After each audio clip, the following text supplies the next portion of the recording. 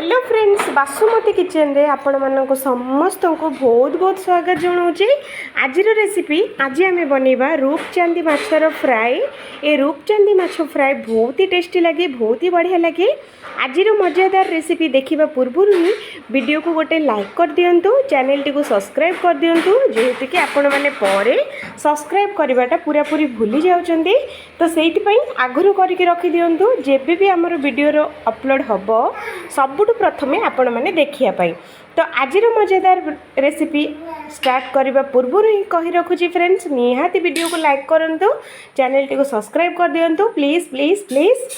तो चलतु आज आम भाजवा रूपचांदी माछ। ये रूपचांदी माछटा बहुत ही टेस्टी लगे, सांगे बहुत ही भी बहुत बढ़िया लगे, पखाल सांगे पूरा परफेक्ट होगी जमीज। तो चलतु आज रेसिपी आम स्टार्ट करवा। तो सबुठ प्रथमे गोटे बाउल नवा, हाफ टी स्पून हलदी गुंड, लंका गुंड गोटे टीस्पून, लुण गोटे टीस्पून, अदा रसुण पेस्ट गोटे टीस्पून, आ माछ भजार मसला सेटा होचे गोटे टीस्पून। माछ भजा मसला बहुत ही बढ़िया लगे। तो से साथ रे देदेबा आम धनिया गुंड गोटे टीस्पून, आ गोटे लेंबू काटिकी ता रस अधा लेंबूर ये आम देदेबा।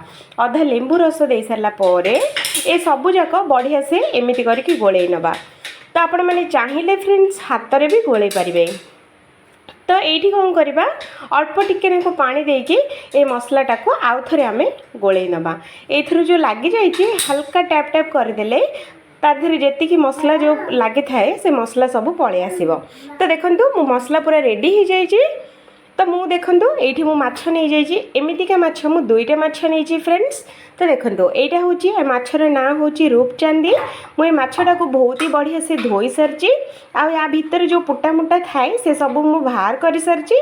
आमती करके आम कट लगेदेवा माछ को, जेहेतु कि माछर भितर पर्यंत मसलाटा जीव, आमर बहुत ही बढ़िया से माछटा जितेबाला बतरीब ना तो बहुत ही बढ़िया लगे। तो माछटा को एमती आराम से छोटिया छोटिया कट लगेदेवा, बेसी कट लगेबा दरकार नहीं, बस हल्का टिके टिके।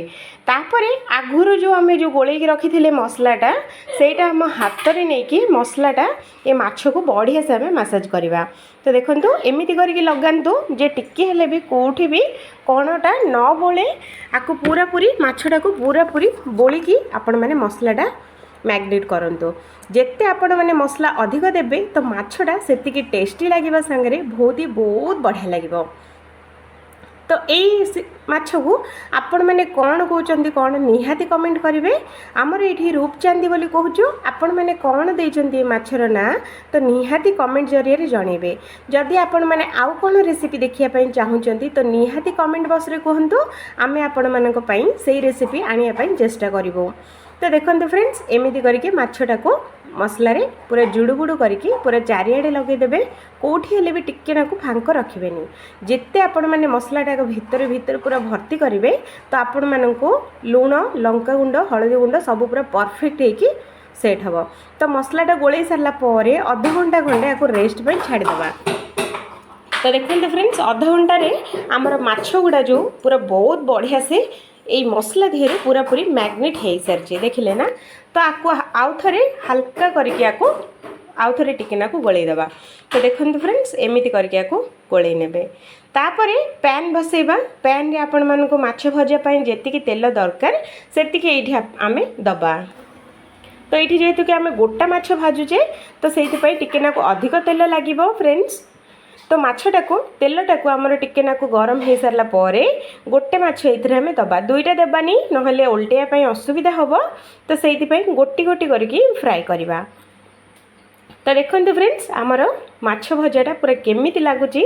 जदि एपर्यंत वीडियो को लाइक करना, चैनल टी को सब्सक्राइब करना तो निहाती कर दियंतु फ्रेंड्स। आमर एमतीका जेबे भी नुआ नुआ वीडियो अपलोड हम सबुठु प्रथमे आपण देखिया पाई।